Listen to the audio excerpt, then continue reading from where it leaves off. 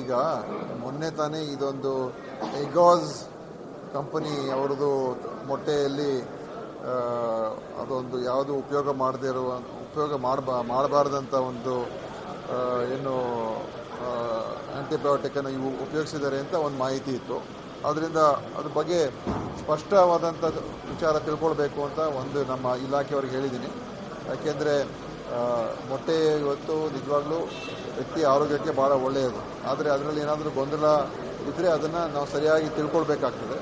ಈಗಾಗಲೇ ನಾವು ನಮ್ಮ ಇಲಾಖೆಗೆ ಹೇಳಿದ್ದೀನಿ, ಕೆಲವು ಸ್ಯಾಂಪಲ್ಗಳೆಲ್ಲ ಅವರು ಈಗ ತೊಗೊಂಡಿದ್ದಾರೆ. ಮತ್ತು ಆ ಎಗಾಸ್ ಕಂಪನಿ ಏನಿದೆ ಅದರ ಸ್ಯಾಂಪಲ್ ಕೂಡ ತೊಗೊಂಡಿದ್ದಾರೆ. ಅದು ಟೆಸ್ಟ್ ಎಲ್ಲ ಮಾಡಿದ ನಂತರ ಮುಂದೆ ನಾವು ಅದರ ಒಂದು ವಿಚಾರ ನಿಮ್ಮ ಮುಂದೆ ಇಡ್ತೀನಿ. ಅದು ಸದ್ಯದಲ್ಲಿ ಏನು ಆತಂಕ ಪಡಬೇಕಾಗಿಲ್ಲ ಅಂತ ನಾನು ಹೇಳೋದಕ್ಕೆ ಬಯಸ್ತೀನಿ.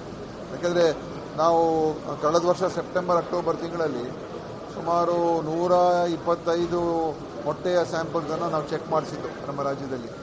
ಆ ಸಂದರ್ಭದಲ್ಲಿ ಬಹುತೇಕ 124, 123 ಗುಣಮಟ್ಟ ಇದೆ ಅಂತಲೇ ಬಂದಿತ್ತು. ಒಂದು ಮೊಟ್ಟೆಯ ಸ್ಯಾಂಪಲ್ ಇಲ್ಲ ಅಂತ ಬಂತು. ಆದ್ದರಿಂದ ಇವತ್ತು ನಾವು ಯಾವುದೋ ಒಂದು ಸುದ್ದಿ ಕೇಳಿದ ತಕ್ಷಣ ಆತಂಕಕ್ಕೊಳಗಾಗಿ ತಗೊಳ್ಬಾರ್ದು, ಭಯಭೀತರಾಗುವುದು ಅವಶ್ಯಕತೆ ಇಲ್ಲ. ನಾವು ಸಮಾಧಾನವಾಗಿರೋಣ. ಎಲ್ಲ ವರದಿ ಮತ್ತು ರಿಪೋರ್ಟ್ಗಳೆಲ್ಲ ಬರಲಿ. ತದನಂತರ ಈ ಕಂಪನಿ ಏನಿದೆ, ಈ ಕಂಪನಿಯ ಮೊಟ್ಟೆ ಏನಾದರೂ ಇದೆಯಾ ಇಲ್ವಾ ಅಂತ ತಿಳ್ಕೊಳ್ತಕ್ಕಂಥದ್ದು ಕೂಡ ತಿಳ್ಕೊಂಡ ನಂತರ ಸ್ಪಷ್ಟ ಮಾಹಿತಿಯನ್ನು ನಾನು ಕೊಡ್ತೀನಿ. ಇನ್ನೂ ರಿಪೋರ್ಟ್ ಬರಬೇಕು. ಓಕೆ, ಹೇಳಿ.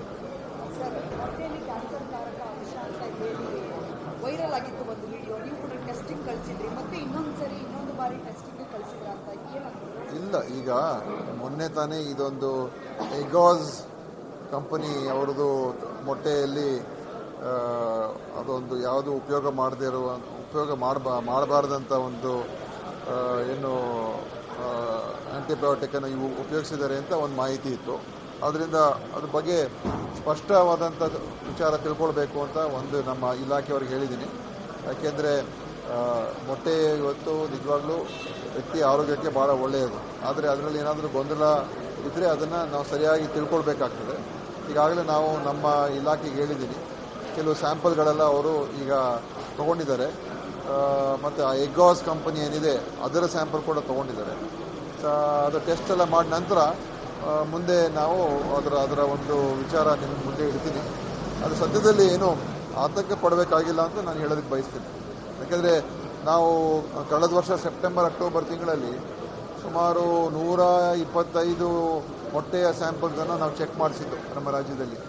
ಆ ಸಂದರ್ಭದಲ್ಲಿ ಬಹುತೇಕ 124, 123 ಗುಣಮಟ್ಟ ಇದೆ ಅಂತಲೇ ಬಂದಿತ್ತು. ಒಂದು ಮೊಟ್ಟೆಯ ಸ್ಯಾಂಪಲ್ ಇಲ್ಲ ಅಂತ ಬಂತು. ಆದ್ದರಿಂದ ಇವತ್ತು ನಾವು ಯಾವುದೋ ಒಂದು ಸುದ್ದಿ ಕೇಳಿದ ತಕ್ಷಣ ಆತಂಕಕ್ಕೊಳಗಾಗಿ ತಗೊಳ್ಬಾರ್ದು, ಭಯಭೀತರಾಗುವುದು ಅವಶ್ಯಕತೆ ಇಲ್ಲ.